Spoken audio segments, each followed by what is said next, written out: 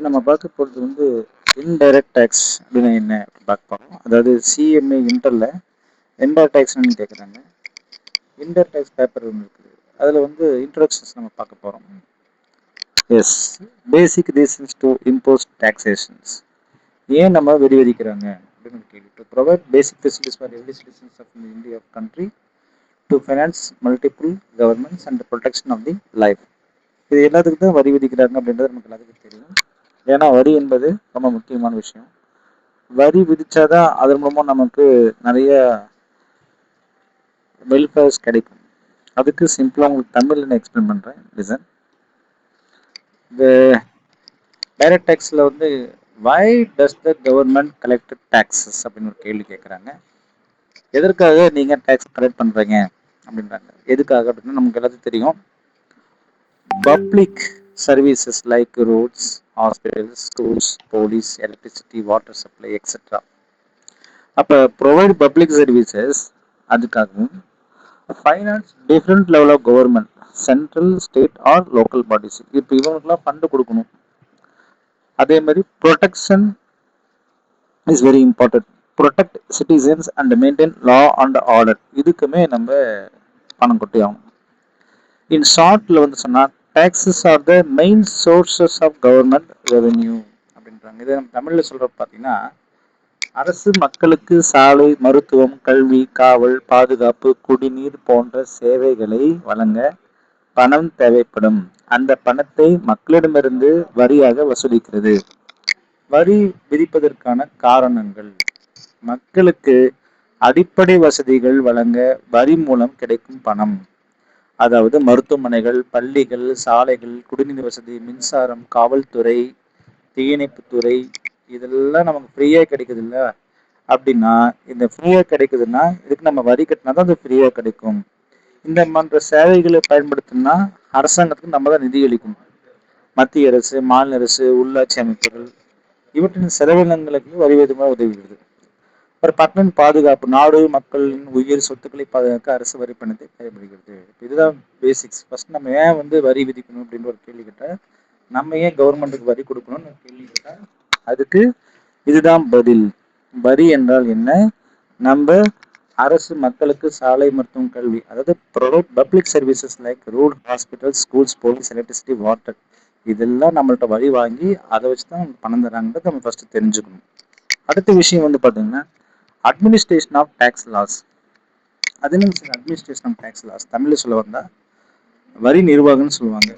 வரி நிர்வாகம்னா இந்த வரி யார் நிர்வகிப்பது அப்படின்னு கேட்டிங்கன்னா, அதில் வந்து சொல்கிறாங்க, இந்த hierarchy shown is ministry of finance, department of revenue. அப்போ ஃபஸ்ட்டு ஹராச்சி எப்படி வந்து வரும்னா, மினிஸ்டர் ஆஃப் ஃபைனான்ஸ். நம்ம ஊரில் வந்து இப்போ வந்து நிர்மலா சீதாராமன் இருக்கிறாங்க இல்லையா? நிர்மலா சீதாராமன் அப்படின்றது வந்து என்னவா இருக்கிறாங்க? ஃபினான்ஸ் மினிஸ்டராக இருக்கிறாங்க. அப்போ அவங்க தான் ministry of finance, department of revenue. அதை ரெண்டாக பிரிப்பாங்க, சிபிடிடி, சிபிஐசி. சிபிடிடினா central board of direct tax, அதாவது இது டைரக்ட் டேக்ஸ் மட்டும் ஹேண்டில் பண்ணும். இது வந்து இன்டைரக்ட் டேக்ஸ் மட்டும் ஹேண்டில் பண்ணும், ஐடிடி. அதாவது CBIC central board of indirect tax and கஸ்டம்ஸ்ன்னு சொல்லுவாங்க. அதுதான் சிபிஐசி. இந்த ரெண்டுத்தையும் மினிஸ்ட்ரி ஆஃப் ஃபைனான்ஸ் அப்படின்றது தான் ஃபாலோ பண்ணுறாங்க. அதுதான் இங்கே தமிழில் சொல்லியிருப்பாங்க. நிதி அமைச்சகம் வந்து வருவாய்த்துறையில் இருக்குது. அது வந்து நேரடி வரிகளையும் மறைமுக வரிகளையும் நிர்வகிக்கும் அப்படின்னு அவங்க சொல்றாங்க. சரி, அடுத்து நம்ம பார்க்க போற பாடமே வந்து இன்டைரக்ட் டேக்ஸ். இன்டைரக்ட் டேக்ஸோட மீனிங் என்ன அப்படின்னு நம்ம பார்க்க போறோம். இப்போ இன்டைரக்ட் டேக்ஸோட மீனிங் என்ன பார்த்தீங்கன்னா, tax is imposed on goods and services. இதுதான் ரொம்ப முக்கியம். இப்போ டேக்ஸ் எது மேலே போட போறாங்கன்னா, கூட்ஸ் மேலேயும் சர்வீஸ் மேலேயும் என்ன செய்ய போடுறாங்க. எக்ஸாம்பிள் ஜிஎஸ்டி, கஸ்டம்ஸ் டியூட்டி, இதெல்லாமே வந்து கூட்ஸ் மேலே, கூட்ஸ் மேலே போடுவாங்க. கூட்ஸ் அண்ட் சர்வீஸ் டேக்ஸ், சரி, கூட்ஸ் அண்ட் சர்வீஸ் ரெண்டுத்துக்கு மேலேயும் போடுவாங்க. When you buy product, the seller collect tax from you and pay it is to the government. அப்போ when you buy product, the seller collects the tax from you and pays it to the government. Example, suppose mobile phone cost is 10,000 rupees only, but GST is 18%. 18% போட்டால் உங்களுக்கு எவ்வளோ கிடைக்கும்? 1800 ரூபாய். அப்போ you pay 11,800. The seller collects 1,800 from you and remains it to the government. So the tax burden falls on the consumers, not the sellers. So but cellphone, இந்த cellphone அவர் எவ்வளோக்கு வாங்கியிருப்பாரு? ஒரு 8,000 வாங்கியிருக்கலாம் இல்லையா? சப்போஸ் மொபைல் ஃபோன் காஸ்ட் அவர் 8,000 வாங்கி 10,000 விற்பாரு. அப்போ அவருக்கு 2,000 லாபம் கிடைச்சிடும். GST amount வந்து நம்ம தான் கட்ட போகிறோம். யார்? கடைசியாக வாங்கக்கூடிய கன்சியூமர் தான் கட்ட போகிறோம். அப்போ ஃபீச்சர்ஸ் ஆஃப் இன்டைரக்ட் டேக்ஸ். இன்டைரக்டோட ஃபீச்சர்ஸ் என்ன? அதான் இங்கே தமிழ்லையும் சொல்லியிருப்பாங்க, மறைமுக வரி. உதாரணம், ஒரு மொபைல் நீங்கள் வாங்கினீங்கன்னா அதோட விலை 10 ரூபா, அதுக்கு ஜிஎஸ்டி 18% போட்டால் 1,800 ரூபாய், நீங்கள் செலுத்துவது 11,800 ரூபா. அப்போ கடமை உரிமையில் வந்து 1,800 ரூபா அரசுக்கு செலுத்துவார். ஆகவே வரியை வசூலிப்பவர் தான் விற்பனையாளர், வரிச்சுமையை ஏற்பவர் நுகர்வோர். சரி, இதோடைய சிறப்பம்சங்கள் ஏதாச்சும் இருக்குதா? ஃபீச்சர்ஸ் தான் சிறப்பம்சம்னு சொல்றாங்க. Tax on goods. Indirect tax is charged on the manufacturer, sale, purchase or supply of goods and services. Burden can be shifted. ஏன்னா யார்ட்டு மேனுஃபேக்சர் செல்லட்டு போகும், செல்லட்டு பர்ச்சேஸ்ட்டு போகும். அப்போ the seller collects tax from buyer and transfer to the government. It can be transferred to the one place to another place. Inflationary in nature. Since tax is included in the price of goods or services, price is increases. Because Sathyamoorthy exit வந்து white போகுது, white வந்து Z போகுதுன்னா இங்கே 10 to 12 விற்பான், 12 to 13. அப்போ 10, இங்கே 12, இங்கே 14. அப்போ price இன்க்ரீஸ்டே ஆகும். அதான் inflationary in nature. Social welfare. Higher taxes on harmful products. For example cigarettes, tobacco, alcohol அப்படின்னும் போது இதெல்லாம் டிஸ்கரேஜ் பண்ணுறதுக்காக என்ன செய்கிறாங்க?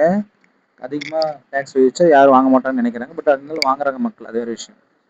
Almost every consumes goods and services, so more people contributes tax. அப்போ எல்லாருமே எல்லா பொருளையும் யூட்டிலைஸ் பண்ணுறதுனால கண்டிப்பாக எல்லாமே டேக்ஸ் கட்ட வேண்டியதாக இருக்கலாம். இப்போ டேக்ஸ் வந்து கவர்மெண்ட்டுக்கு போகிறோம், கவர்மெண்ட் நிறைய இருக்கலாம்.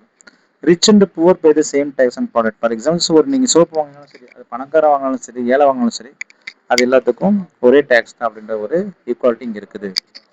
Convenient places. கவர்மெண்ட் வந்து collect tax through sellers rather then directly from every consumers. ஏன்னா கவர்மெண்ட் வந்து எல்லா கஸ்டமர்கிட்ட போய் வாங்க முடியாதனால செல்லர்கிட்ட சொல்லிடுது. செல்லர் நீங்கள் செல் பண்ணும்பொழுது அந்த டேக்ஸ் வாங்கி எனக்கு கொடுங்க அப்படின்ற மாதிரி சொல்லிடுறாங்க. ஸோ இதுதான் வந்து இதோடைய சிறப்பம்சம்னு சொல்கிறாங்க. அதாவது தமிழில் சொல்ல போனால் பொருட்கள் மற்றும் சேவைகளுக்கு பொருந்தப்படும் என்னென்னா ஜிஎஸ்டி போன்ற வரிகள் பொருட்கள் மற்றும் சேவை மீது விதிக்கப்படுகின்றன.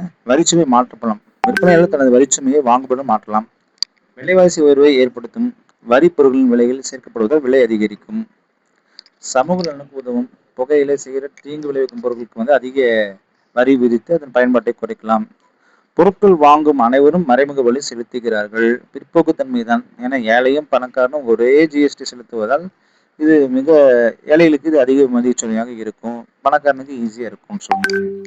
அரசு நேரடியாக மக்களிடமிருந்து அல்லாமல் விற்பனையாளர் மூலம் வரியை வசூலிக்கிறது என்ற ஒரு நல்ல கருத்தையும் இதில் சொல்றாங்க.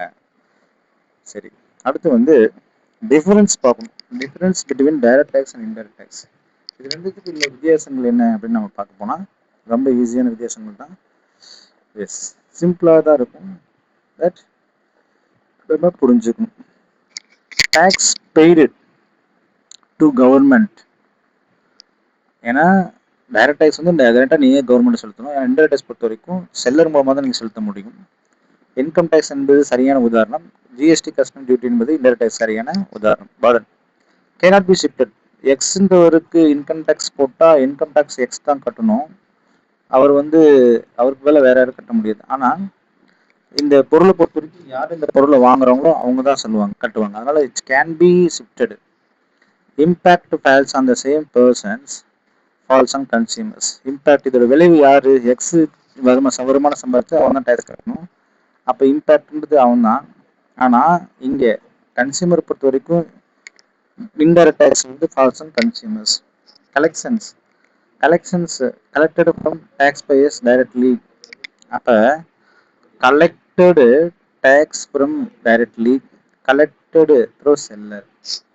அதாவது என்ன சொல்றாங்கன்னா, கலெக்ஷன் எப்படி பண்றோம்னா collected from tax payers directly, அடுத்து வந்து கலெக்டடு த்ரூ செல்லர். அடுத்து வந்து டேக்ஸ் ஈவேஷன் பாசிபிள். கண்டிப்பாக டேக்ஸ் ஈவேஸ் நடக்க பாசிபிள் இருக்குது. எங்க டைரக்ட் டேக்ஸில் இங்கே கொஞ்சம் கஷ்டம்தான், இங்கே நடக்கும், பட் ஆனால் டிஃபிகல்ட் கொஞ்சம். Inflation helps control inflations may increase prices. Taxable event income earned supply of goods or services அப்படின்ட்டாங்க. இதெல்லாம் எப்படிங்க அப்படின்னா, இதில் அங்கே தமிழில் உங்களுக்கு எக்ஸ்பிளைன் பண்ணால் தான் விளங்க முடியும் உங்களுக்கு.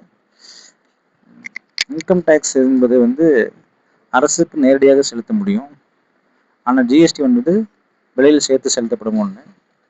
வரிச்சுமையை மாற்ற முடியாது, மாற்றலாம். எதில்? ஜிஎஸ்டி மாற்றலாம். செலுத்துபவரை சுமை இருக்கிறார், நுகர்வோர் தான் சுமை இருக்கிறார். வருமானத்தின் மீது விதிக்கப்படும் எது? Direct tax. இன்டைரக்ட் டேக்ஸ் வந்து பொருட்கள் மீது சேவைகள் மீதும் விதிக்கப்படும். சரி, வரியை செலுத்துபவருக்கும் வரிச்சுமை ஏற்பவரும் ஒரே நபராக இருக்கும் வரிதான் இன்கம் டேக்ஸ். மறைமுக வரி பொறுத்த வரைக்கும் வரிச்சுமை மற்றவரிடம் மாற்றக்கூடிய வரி ஜிஎஸ்டி அப்படின்னு சொல்றாங்க. இதுதான் நம்ம பாடத்துல ரொம்ப முக்கியமானது. ஸோ டைரக்ட் டேக்ஸ் என்பது tax whose burden and payment falls on the same persons. Indirect tax, a tax whose burden can be shifted from one person to another person is GST. Directly paid to government, included in prices. GST வந்து பொருளே சேர்ந்து இருக்கும் அப்படின்றாங்க. This is the concept. Thank you, students.